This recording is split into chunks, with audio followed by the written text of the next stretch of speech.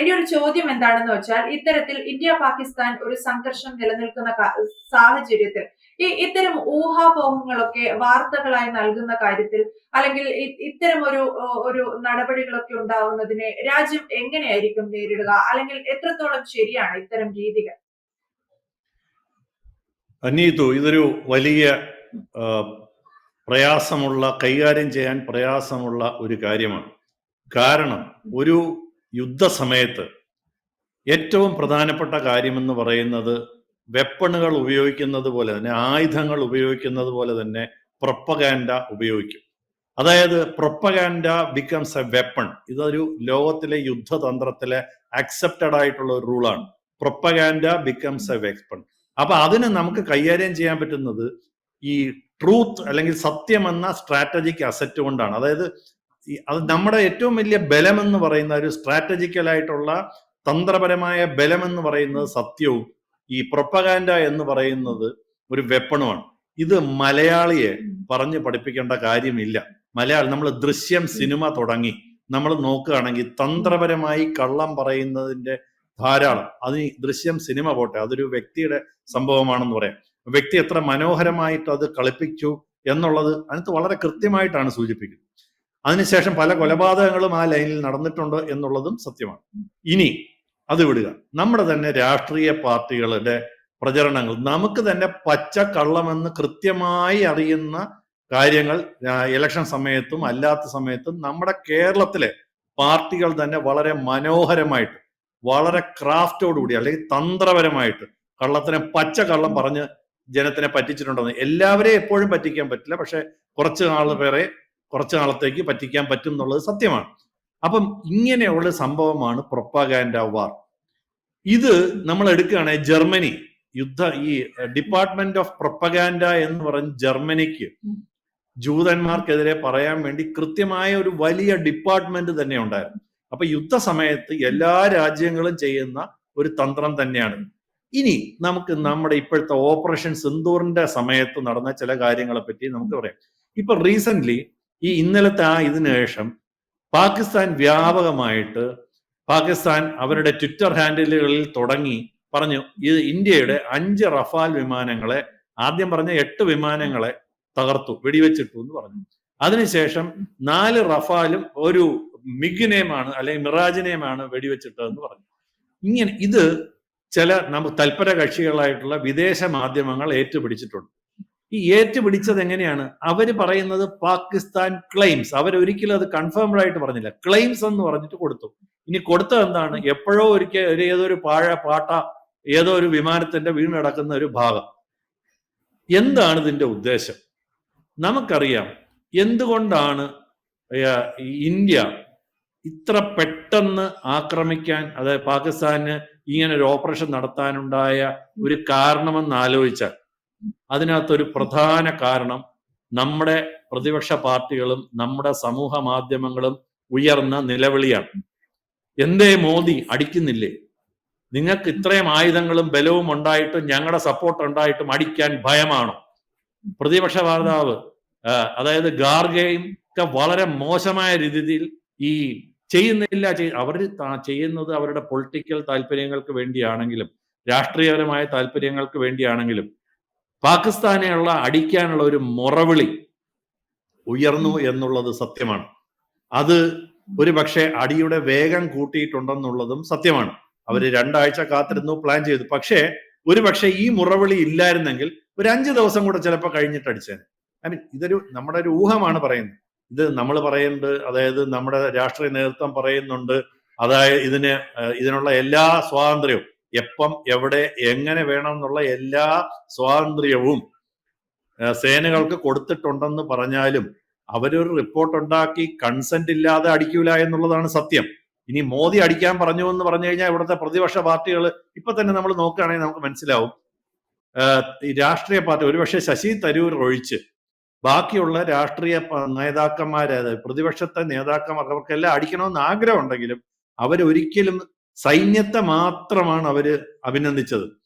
ഈ രാഷ്ട്രീയ ഇച്ഛാശക്തി ഇല്ലായിരുന്നു എങ്കിൽ ഇങ്ങനെ ഒരു ആക്രമണം നടക്കില്ല എന്നുള്ളത് സാമാന്യ ബുദ്ധിയുള്ളവർക്ക് എല്ലാവർക്കും അറിയാം.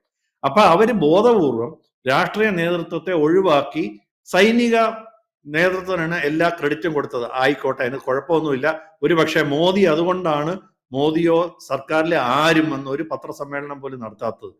പത്രസമ്മേളനത്തിൽ വളരെ വ്യക്തമായിട്ട് അതിന്റെ സ്ട്രാറ്റജി നമ്മൾ ഓൾറെഡി വേറൊരു എപ്പിസോഡ് സംസാരിച്ചിട്ടുണ്ട്. 2 വനിതകൾ വന്നിട്ട് നടത്തി. നമ്മുടെ സെക്രട്ടറി, ഡിഫൻസ് സെക്രട്ടറിയുമാണ് വന്ന് ആ ചർച്ച നടത്തിയത്, ആ പത്രസമ്മേളനം നടത്തിയത്. അത് പോട്ടെ.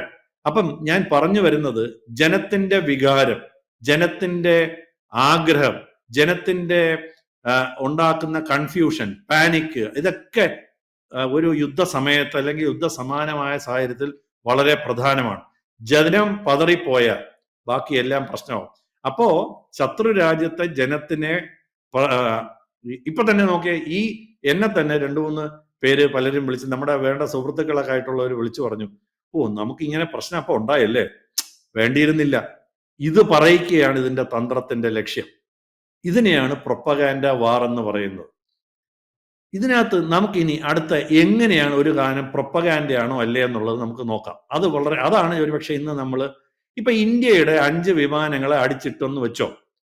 അപ്പോ അടിച്ചിട്ടെങ്കിൽ അതിന്റെ പിന്നെ റക്കേജ് എന്ന് പറയുന്ന തകർന്ന അവശിഷ്ടങ്ങൾ നമ്മൾ കാണണ്ടേ, അതിന്റെ ഒരു പടം എടുത്ത് കാണിക്കണ്ടേ.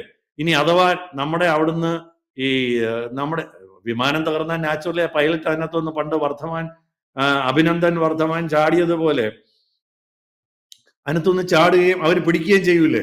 അങ്ങനെ പിടിക്കുകയാണെങ്കിൽ അവരെ പ്രിസണേഴ്സ് ഓഫ് വാർ ആയിട്ട് നമ്മുടെ മുമ്പിൽ അവർ പ്രദർശിപ്പിക്കാതിരിക്കോ? അപ്പൊ അതൊക്കെ ഒരു വളരെ പ്രധാനപ്പെട്ട. അപ്പൊ അങ്ങനെ ഇല്ല. അപ്പം യാതൊരു വിമാനങ്ങളുടെ തകർന്ന അവശിഷ്ടം ഇല്ല എന്നുണ്ടെങ്കിൽ അതില്ല എന്നാണ് അതിന്റെ അർത്ഥം. ഈ പ്രിസണേഴ്സിനെ നമ്മുടെ മുന്നിൽ ഒരു ഫോട്ടോ എടുത്തിട്ട്, നമുക്കറിയാം നമ്മുടെ BSF ജവാനെ അവർ പിടിച്ചു കഴിഞ്ഞപ്പോൾ അവർ ആദ്യം ചെയ്ത ഫോട്ടോ എടുത്ത് ഇടുകയാണ് ചെയ്തത്. അപ്പം ഇത് കഴിഞ്ഞ പ്രാവശ്യം അത് തന്നെയാണ് ചെയ്തത്. വർദ്ധമാന്റെ കേസിലും ഇത് തന്നെയാണ് സംഭവിച്ചത്. അപ്പോ ഇതില്ലെന്നുണ്ടെങ്കിൽ അതിന്റെ അർത്ഥം ഇല്ലെന്നുള്ളതാണ്. 2, ഈ വാർത്തകളുടെ ഉറവിടം എവിടെയാണെന്നുള്ളതാണ്. പലപ്പോഴും നമ്മളിപ്പോ ഈ സംഭവങ്ങളിൽ നോക്കുകയാണെങ്കിൽ വാർത്തയുടെ ഉറവിടം ഇവരുടെ പാകിസ്ഥാൻ സൈന്യത്തിന്റെ ആളുകളുടെയും അല്ലെങ്കിൽ പാകിസ്ഥാന്റെ ഭരിക്കുന്നവരുടെയും ട്വിറ്റർ ഹാൻഡിലുകളിൽ നിന്നാണ് ഇത് ആദ്യമായിട്ട് വന്നിരിക്കുന്നത്. ഒരു ഇൻഡിപെൻഡന്റ് സോഴ്സും ആദ്യമായിട്ട് ഇത് പറഞ്ഞിട്ടില്ല. അതായത് ഇങ്ങനെ സംഭവം വരണമെന്ന് പാകിസ്ഥാൻ പറഞ്ഞു എന്ന് പറഞ്ഞ ന്യൂസ് കൊടുത്തു എന്നുള്ളത് വാസ്തവമാണ്.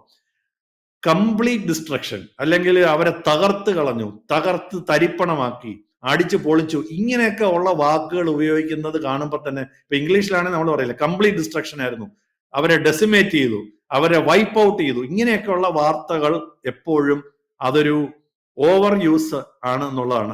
അത് ഈ ഇത്തരം പ്രൊപ്പഗാൻഡയുടെ ലക്ഷണങ്ങളാണ്. സാധാരണഗതിയിൽ എന്താണ്, ഇപ്പൊ തന്നെ ധാരാളം വീഡിയോകളും ചിത്രങ്ങളും ഡോക്ടർ എന്ന് പറയുന്നത് അല്ലെങ്കിൽ ആർട്ടിഫിഷ്യലായിട്ട് ക്രിയേറ്റ് ചെയ്തതാണെന്ന് പറഞ്ഞ് നമ്മുടെ പ്രസ് ഇൻഫർമേഷൻ ബ്യൂറോയുടെ ഫാക്ട് ചെക്ക് സൈറ്റ് ഉണ്ട്, അല്ലെങ്കിൽ PIB ഫാക്ട് ചെക്ക് എന്ന് പറഞ്ഞ് അടിച്ചു നോക്കിയാൽ നിങ്ങൾക്ക് വരും. അപ്പൊ അതിനകത്ത് അവർ ഓരോന്നായിട്ടും ഐഡന്റിഫൈ ചെയ്യുന്ന ഓരോത്തിന്റെ അബദ്ധങ്ങൾ അവർ തന്നെ, അത് സർക്കാരുടെ ഏജൻസികൾ തന്നെ അതിനെ പൊളിച്ച് കാണിക്കുന്നുണ്ട്. പക്ഷേ നമുക്ക് മനസ്സിലാവുന്ന ഒരു കാര്യം, ഒരു ഇന്റർനാഷണൽ മീഡിയയോ ഒരു ന്യൂട്രൽ ആയിട്ടുള്ള, അതായത് നിഷ്പക്ഷരായിട്ടുള്ള നിരീക്ഷകരോ ഇങ്ങനെ ഒരു സംഭവം പറഞ്ഞിട്ടില്ല.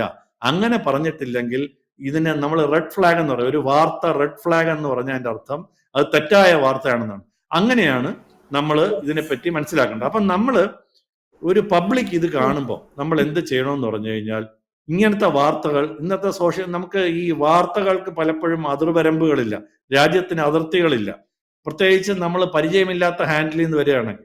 അപ്പൊ അങ്ങനെ എന്ത് ചെയ്യുമ്പോൾ നമ്മളിങ്ങനെ ഒരു വാർത്ത വായിച്ചാൽ ആദ്യം ഒരു നിമിഷം ചിന്തിക്കണം. നമ്മൾ ഇമ്മീഡിയറ്റ്ലി ഒരാളെ വിളിച്ചു പറയുകയോ അല്ലെങ്കിൽ ഷെയർ ചെയ്യുകയോ ചെയ്യുന്നതിന് മുമ്പേ ഇതെവിടുന്നാണ് ഇതിന്റെ വാർത്തയുടെ ഉറവിടം എന്ന് നോക്കണം. എന്നിട്ട് ഒന്ന് നിർത്തിയിട്ട് ഇതിനെ ഒന്ന് വെരിഫൈ ചെയ്യാൻ പറ്റുമോ എന്ന് നോക്കണം. അല്ലാതെ അതിന് മുന്നേ പെട്ടെന്ന് റിയാക്ട് ചെയ്യുന്നത് ശരിയായ നടപടിയല്ല. നമ്മളിപ്പോ ഇന്ത്യക്കാർ എന്താ ചെയ്യേണ്ടത്? ഇന്ത്യക്കാർ ചെയ്യേണ്ടത് ഒഫീഷ്യൽ വെബ്സൈറ്റ്സ്, ഇന്ന് ഇന്ത്യൻ എയർഫോഴ്സിന്റെ ഒഫീഷ്യൽ വെബ്സൈറ്റ് ഉണ്ട്, മിനിസ്ട്രി ഓഫ് ഡിഫൻസിന്റെ ഒഫീഷ്യൽ വെബ്സൈറ്റ് ഉണ്ട്, അല്ലെങ്കിൽ ട്വിറ്റർ ഹാൻഡിലുകളുണ്ട്, അല്ലെങ്കിൽ എക്സ് ഹാൻഡിലുകളുണ്ട്, പ്രസ് ഇൻഫർമേഷൻ ബ്യൂറോ PIB എന്ന് പറയുന്ന. ഇതൊന്നും പറ്റിയില്ലെങ്കിൽ, ഇതൊക്കെ കണ്ടുപിടിക്കാൻ പ്രയാസമാണെങ്കിൽ നമ്മുടെ തന്നെ റെപ്യൂട്ടഡ് ആയിട്ടുള്ള മീഡിയകൾ, ഇപ്പൊ മലയാളത്തിൽ നമ്മൾ പറയാം, മലയാള മനോരമ അങ്ങനെ റിപ്പോർട്ട് ചെയ്തിട്ടുണ്ടോ, മാതൃഭൂമി അങ്ങനെ റിപ്പോർട്ട് ചെയ്തിട്ടുണ്ടോ, നമ്മുടെ പിന്നെ ഏഷ്യാനെറ്റ് അങ്ങനെ റിപ്പോർട്ട് ചെയ്തിട്ടുണ്ടോ, ഇതാണ് നമ്മൾ നോക്കേണ്ടത്. സാധാരണ അവരും ഇങ്ങനെ വാർത്തകൾ കേട്ട് കഴിഞ്ഞാൽ ഇത് കാണാതെ, ഒന്നും കാണാതെ അവരെടുത്ത് താങ്ങത്തില്ല. അപ്പൊ അവര് അത് പരിശോധിക്കാറുണ്ട്. അപ്പൊ സാധാരണക്കാരന് ചെയ്യാവുന്ന കാര്യം, നമ്മുടെ റെപ്യൂട്ടബിൾ ആയിട്ടുള്ള മീഡിയാസിനകത്ത് ഇത് വന്നിട്ടുണ്ടോ, ഈ മറ്റു ചില ചാനലുകളിൽ കാണിക്കുന്ന പോലെ തോന്നും പോലെ എന്തും വിളിച്ച് പറയുന്നതിന്റെ ഒഴിവാക്കണമെന്ന് സ്പെസിഫിക് ആയിട്ട് പറയാൻ, അവരുടെ പേര് പറയാൻ താല്പര്യമില്ലാത്തതുകൊണ്ടാണ് ഈ 3-4 പേരുടെ ഒരു എക്സാമ്പിൾ ആയിട്ട് പേര് പറഞ്ഞത്. അതുപോലെ തന്നെ ഈ ഇൻഡിപെൻഡന്റ് വെരിഫിക്കേഷൻ എന്ന് പറയും. അതായത് ഈ മൂന്നാമതൊരാൾ, ഈ ഒരു രാജ്യങ്ങളല്ല, വേറെ ആരും, ഡിഫൻസ് എക്സ്പേർട്സ് എന്ന് പറയും, ഈ ഡിഫൻസ് കമന്ററി പറയുന്നവർ, ഡിഫൻസ് ജേർണലിന്റെ ആളുകൾ, ഇവരാരെങ്കിലും ഇത് പറഞ്ഞിട്ടുണ്ടോ എന്ന്. അടുത്ത നമുക്കൊരു ചെയ്യാവുന്ന, നമ്മളൊരു ചിത്രം കാണുകയാണെങ്കിൽ അതിന്റെ ഒരു ഫോട്ടോ നമ്മൾ സേവ് ചെയ്തിട്ട് റിവേഴ്സ് സെർച്ചിങ് എന്ന് പറഞ്ഞൊരു പരിപാടിയുണ്ട്. ഗൂഗിളിൽ റിവേഴ്സ് സെർച്ച് ചെയ്ത് നോക്കാം. അപ്പൊ പലപ്പോഴും ഇത് പൊളിയുന്ന അങ്ങനെയാണ്. ഈ ഫോട്ടോ പണ്ട് വേറൊരു ഫോട്ടോ ആണെന്ന് അതിനകത്ത് ഉണ്ടാവും.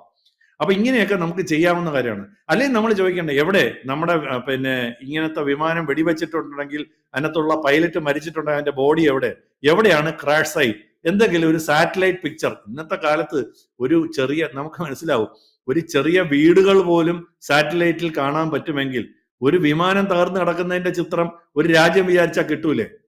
കിട്ടണമല്ലോ. ഇനിയിപ്പോ അവര് പറ്റിയില്ലേ, ചൈനയെന്ന് വിചാരിച്ചെങ്കിലും കിട്ടണമല്ലോ, ചൈന വഴിയെങ്കിലും സംഘടിപ്പിക്കണമല്ലോ. ഇതൊന്നും അവർക്ക് കാണിക്കാൻ പറ്റിയിട്ടില്ല എന്നുള്ളതാണ് അതിന്റെ ഒരു എക്സാമ്പിൾ. രണ്ട്, ഞാൻ നേരത്തെ പറഞ്ഞല്ലോ, ഗൂഗിൾ ലെൻസ് ഉപയോഗിച്ച് റിവേഴ്സ് ഈ ഫേക്ക് ഫോട്ടോസ് കണ്ടുപിടിക്കാൻ ഒരു പ്രയാസവുമില്ല. ഇനി ഇതിന്റെ അടുത്ത ലെവലിലോട്ടൊക്കെ നമ്മൾ പോകണമെങ്കിൽ ഈ ഫ്ലൈറ്റ് റഡാറിന്റെ മെത്തേഡുകൾ കണ്ടുപിടിക്കാനൊക്കെ വളരെ എളുപ്പമാണ്. നമുക്ക് പറയാവുന്ന ഒരു കാര്യമുണ്ട്. ഒന്ന്, വെരിഫൈ ചെയ്യേണ്ട 2-3 സോഴ്സുകളിൽ നിന്ന് വെരിഫൈ ചെയ്യണം. 2, ഫാക്ട് ചെക്കിംഗ് സൈറ്റുകൾ നോക്കണം. അല്ലെങ്കിൽ അതൊന്നും നിങ്ങൾക്ക് സംശയം ഉണ്ടെങ്കിൽ നിങ്ങൾ ഇതിനെ ഫോർവേഡ് ചെയ്യാതിരിക്കുക, സമാധാനപരമായിട്ടിരിക്കുക, ടെൻഷൻ അടിക്കാതിരിക്കുക. ഒരു കാരണവശാലും വൈറൽ മെസ്സേജുകളെ, തെറ്റായ മെസ്സേജുകളെ ഫോർവേഡ് ചെയ്യാതിരിക്കുക. ഉറപ്പാകാതെ ഒരിക്കലും ഇമോഷണൽ ആകാതിരിക്കുക, കാമായിട്ടിരിക്കുക. രാജ്യത്തിന്റെ സർക്കാർ എന്ത് പറയുന്നോ തൽക്കാലം വാർ ടൈമിൽ അത് മാത്രമേ നമ്മൾ കേൾക്കാൻ പാടുള്ളൂ. അപ്പൊ ഇത്രയും കാര്യങ്ങളാണ് ഇതിനകത്ത് പറയാനുള്ളത്. ഇതുപോലുള്ള പല തന്ത്രങ്ങളും ഇനി വരുന്ന ദിവസങ്ങളിലും ഉണ്ടാകും. അതിനകത്ത് വീണുപോയാൽ നമ്മുടെ ശത്രു രാജ്യം അതിനകത്ത് വിജയിക്കുകയാണ് ചെയ്യുക. അപ്പൊ ഇതാണ് ഇതിനെക്കുറിച്ച് പറയാനുള്ളത്. അതാണ്, വ്യക്തമാണ് വിനോദ് സാർ. എന്തായാലും ഇത്തരം വാർത്തകളിൽ, ഇത്തരം മെസ്സേജുകളിൽ വിശ്വസിക്കാതിരിക്കുക, പ്രചരിപ്പിക്കാതിരിക്കുക. വ്യക്തമാണ്. Thank you sir. കൂടുതൽ വാർത്തകളും വിശേഷങ്ങളും നിങ്ങളിലേക്ക് എത്താൻ ABC മലയാളം സബ്സ്ക്രൈബ് ചെയ്യുക, ബെൽ ബട്ടണും അമർത്തുക.